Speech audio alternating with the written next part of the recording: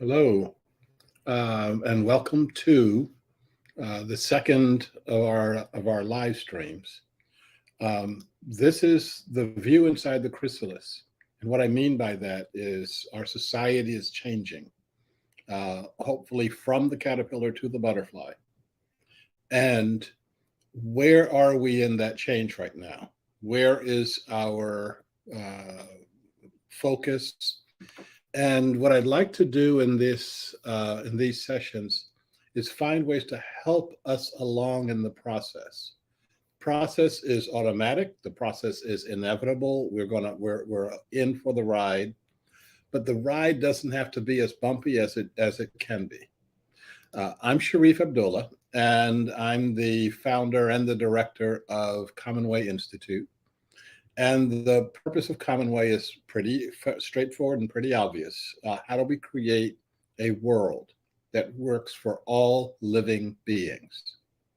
Now, that's a big task. I believe that humanity is up for it. I also believe that we've been wasting lots and lots and lots of time. And so what we have to do is accelerate. The way that we accelerate is by becoming more mindful. The way that we accelerate is to become more focused. And in that role, what I'd like us to start every session with is a meditation, a short one. If you don't know how to meditate, you close your eyes, you focus on your breathing, and something will happen. And I'm going to invite us to do that now, and I'll call us back in about a minute. But if we can close our eyes, sit as comfortably but as straight up as you can. Take a nice, real deep breath. Let it go.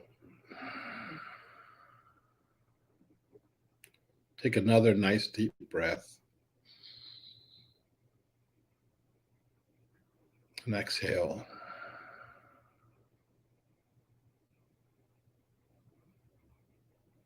And recognize that our time together is very special.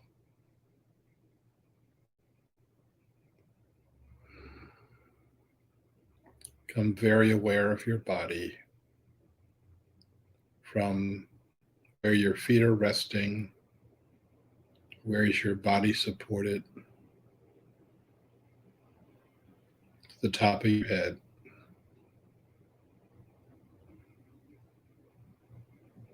Feel also your emotional body and your mental body and your spirit body. Have them all centered and focused together with no sense of disturbance.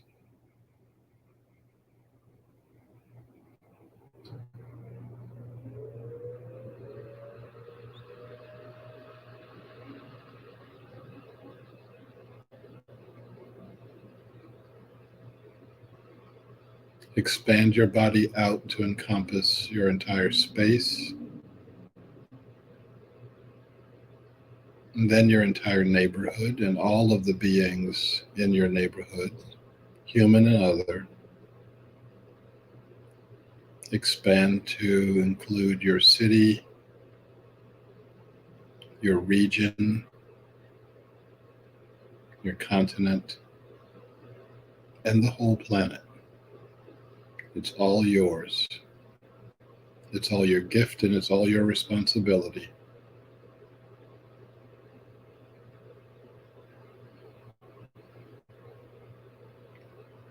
And from there, come back to center on your continent, and then your region, and then your local area and the room you're in, and back to your body.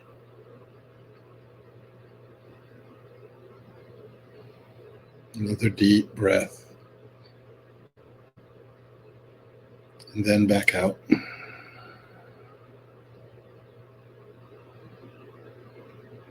And then when you're ready, open your eyes and let's begin. Okay, I am never quite sure. I may have to set a timer because um, that felt like a few seconds and it looks like a few minutes. Um, so today we're going to be focused on, excuse me, I'm still getting over this cold, um, a concept, and that is the our consciousness depends on the words that we use. Um, how we use words, the words that we choose, the ways that we talk, and the thing I'll be focusing on with us this time and other times is how you get to um, use the thoughts and words of others, and how those thoughts and how those words keep you from being able to experience what's actually going on in your life. You get the feeling that these people over here are fighting you, and these are the only people over here supporting you, and there are people literally screaming at you on on these live streams, on the videos, etc. And all of that, all of that takes a toll on you. It takes a toll on your mental health, your emotional health, and most importantly, and the least that we talk about, it takes a toll on your spiritual health. I'm going to be asking us to roll back on that. But the only way you roll it back is to be aware of it and say, oh, if I pull my finger out of that electrical shock socket, I'll stop being shocked. Okay, I can do that. So what we're going to do, I'm going to present some things to you. I've got a quote to give you, but another quote in the middle of my meditation came up to me. And so I don't have it written down. And this is from J. Krishnamurti. And he said, it is no measure of health to be well adjusted to a profoundly sick society. So if you feel you're not adjusted to this society, congratulations. We shouldn't be adjusted to this. We should be adjusted to what's to come. Adjusting to the caterpillar is not a good idea. Adjusting to the dying caterpillar is even less of a good idea. Let's get adjusted to being a butterfly. Now, how do you do that? We have no experience. So anybody who's going to tell you, oh, I know how to do it, how to be a butterfly, we just, no, we don't know. I don't know. We are making this up as we go along. But we should relax into that. And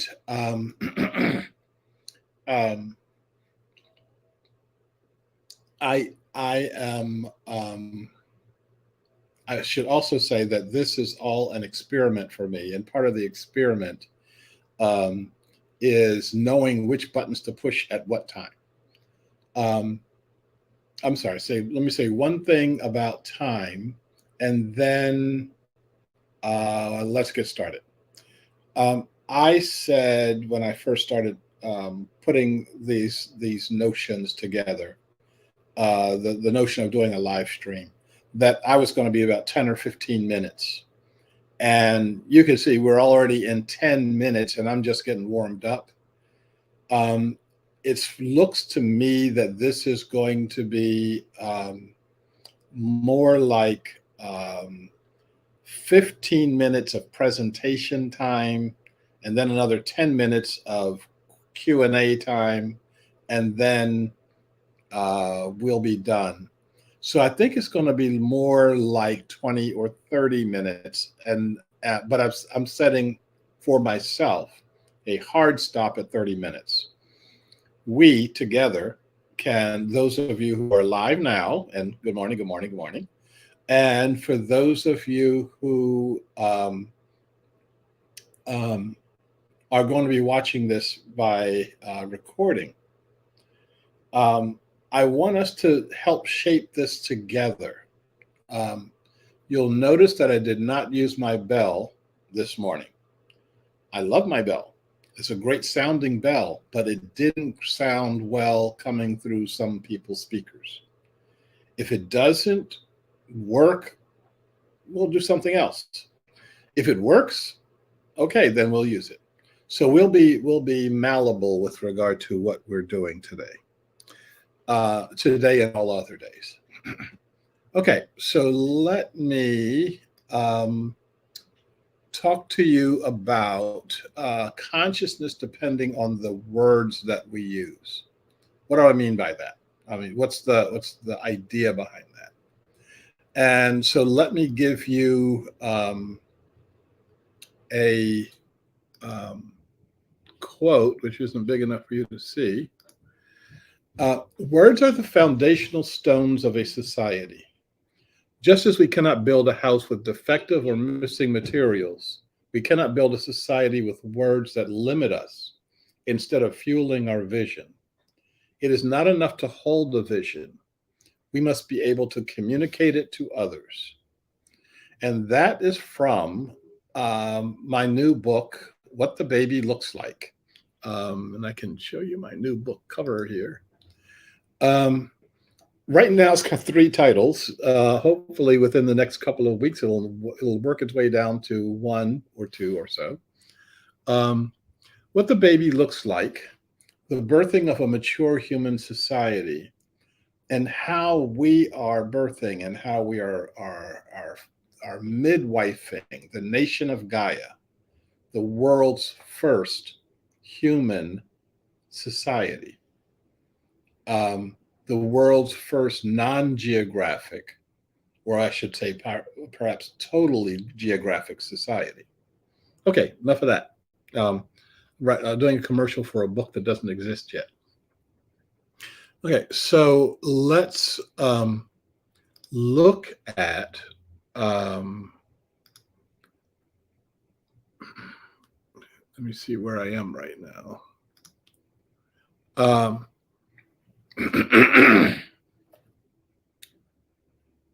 What I mean by words.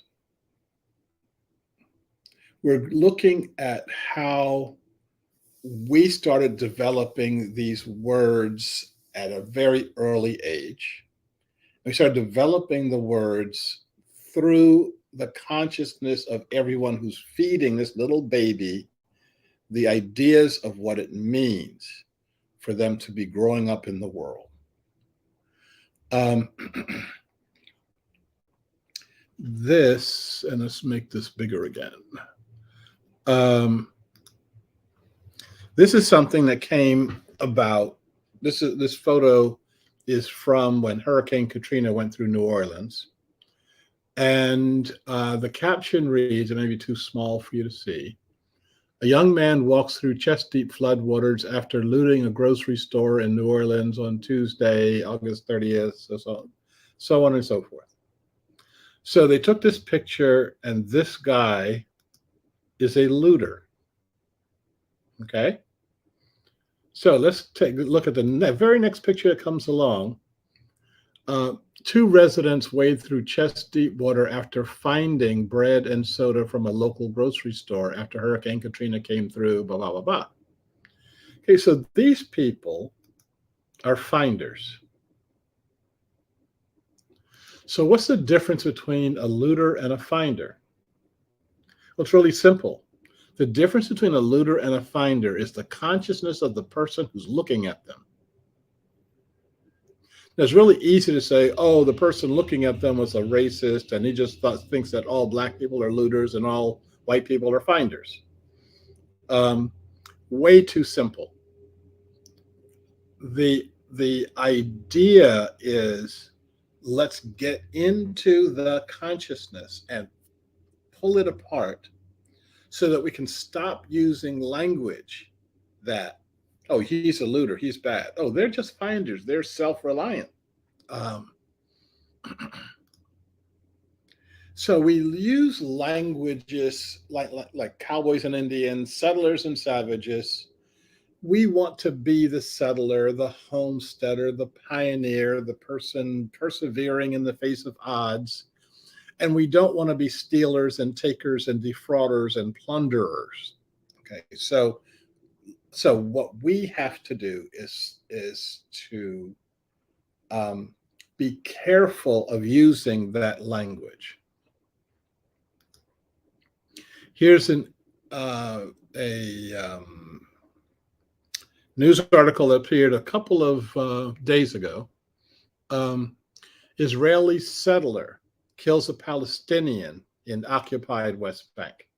Okay, so that sentence, just the sentence alone, is loaded with unconscious meaning lying behind it.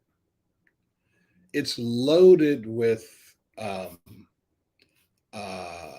settlers are good people. They settle things as though the area wasn't settled before they came.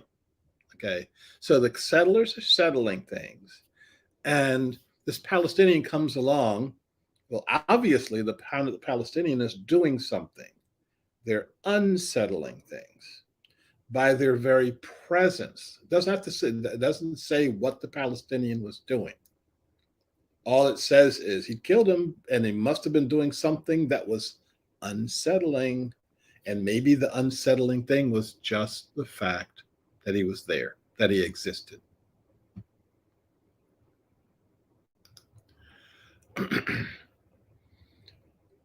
We talk about, again, more words. We talk about rainforest deforestation.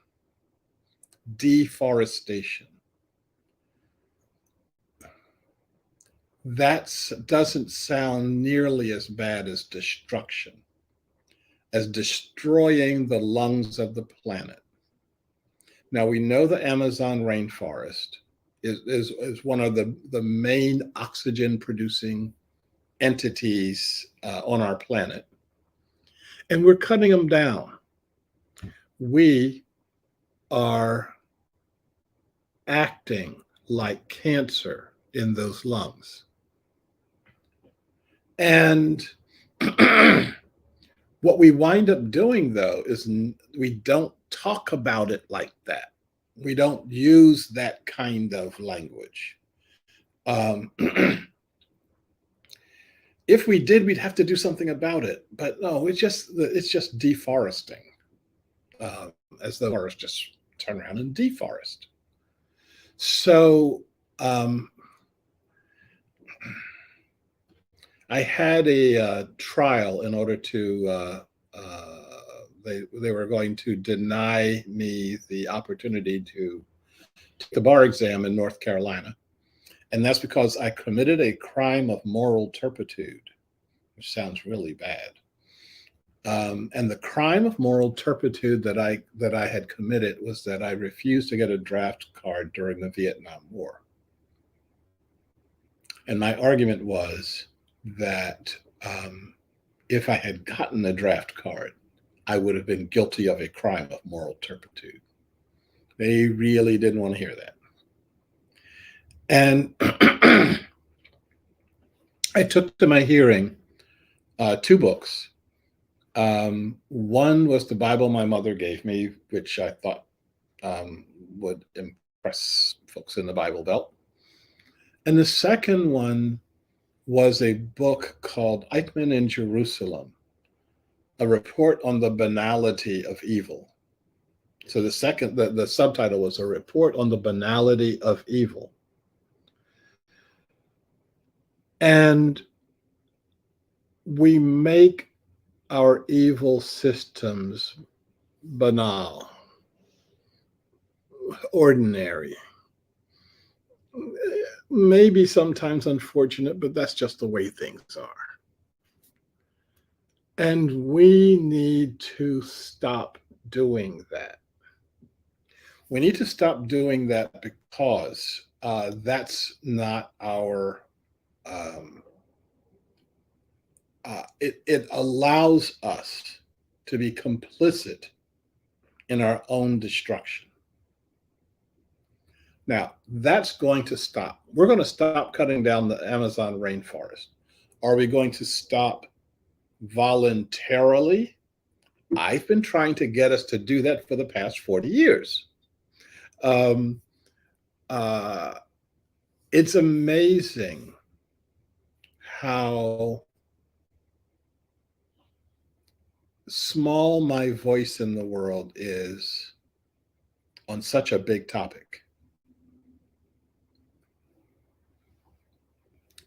That's changing, though. There are more and more people, and there are more and more organizations that are saying we have to create a world that works for all living beings. That is really, really satisfying, as opposed to baying that into the wind for the past 23 years of the creation of my book, Creating a World That Works for All. And as the caterpillar is doing its thing, that process is going to become faster and faster and faster, which is good. And I can keep talking. I'm going to try to cram a couple of months worth of stuff to you in half an hour, and I'm going to pull myself to a halt. And see if I'm seeing comments in the comment section, and again, I'm a newbie, so I have to I have to look over and see, and I may have to put my glasses on to see. But if anyone has a substantive comment, one or two things going to happen to the comment.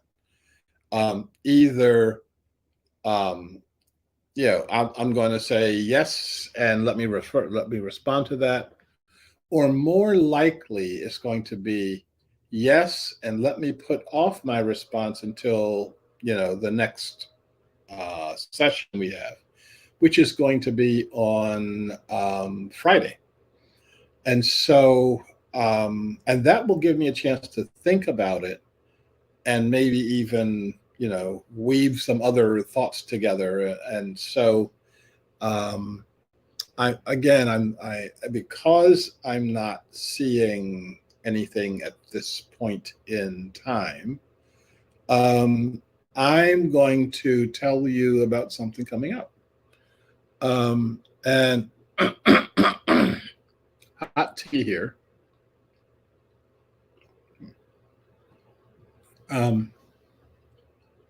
And what's coming up is a workshop I'm doing this coming Saturday on practicing the 12 steps of inclusivity.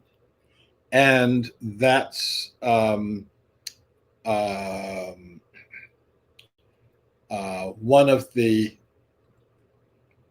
things that I'm inviting you to.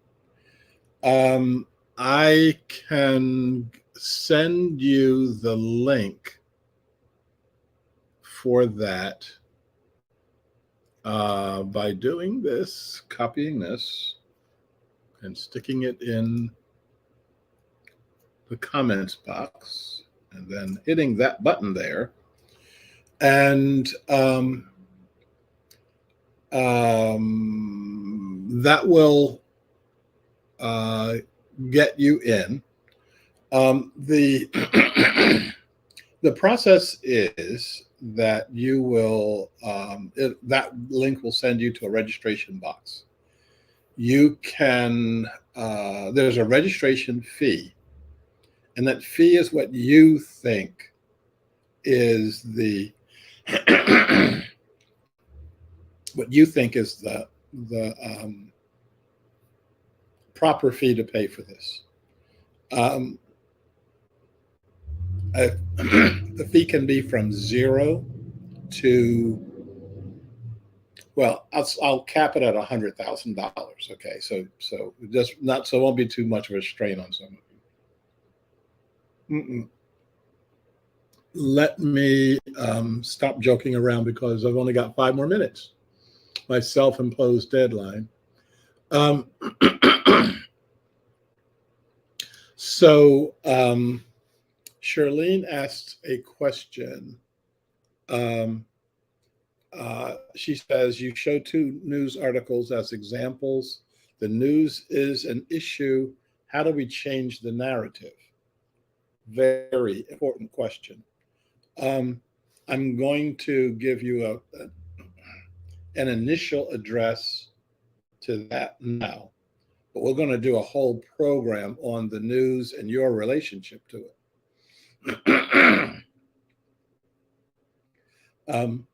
The first thing is, all that news is there is to capture your eyeballs to sell them to somebody else. Guard your eyeballs. Don't follow that. I'm going to have a program on how to go on a news diet, how to read the news. First, you should never watch moving pictures of news. It goes in your head a very, very different way than reading something either on a screen or on a paper. How you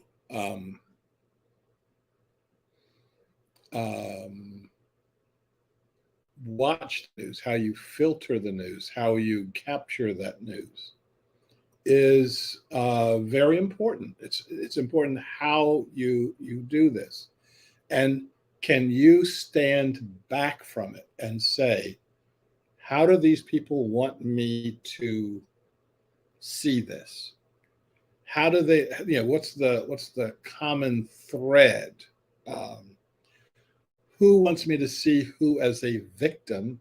Who wants me to see who as the villain? How does all this come about? And so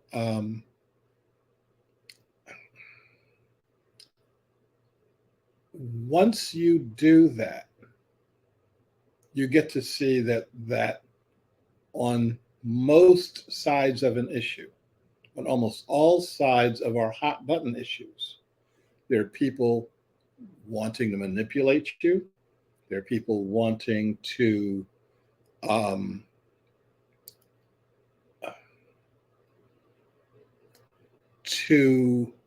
drive you to a particular frame of mind.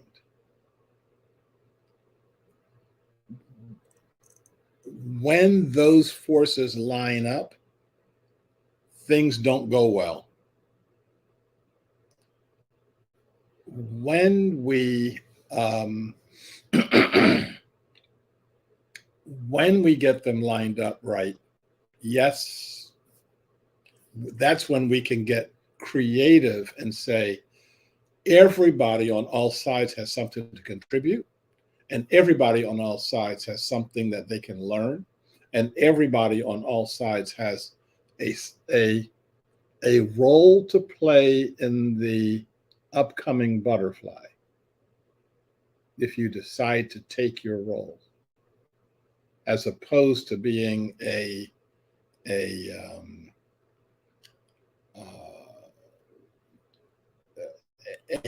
being swept along in the wind.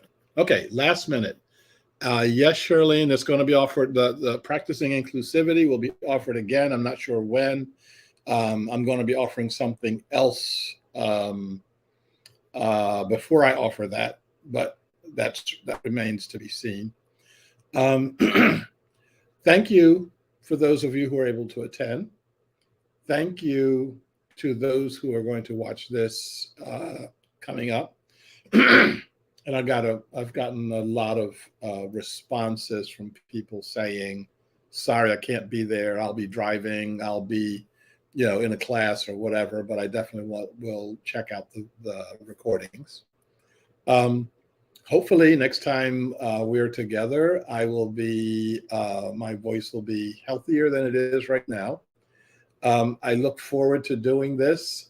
These are going to get better and better as I learn more and more of how to handle the technology parts of it. Um, I hope that all of you will be well, all of you will be secure, and all of you will be happy. Blessings to you. Bye.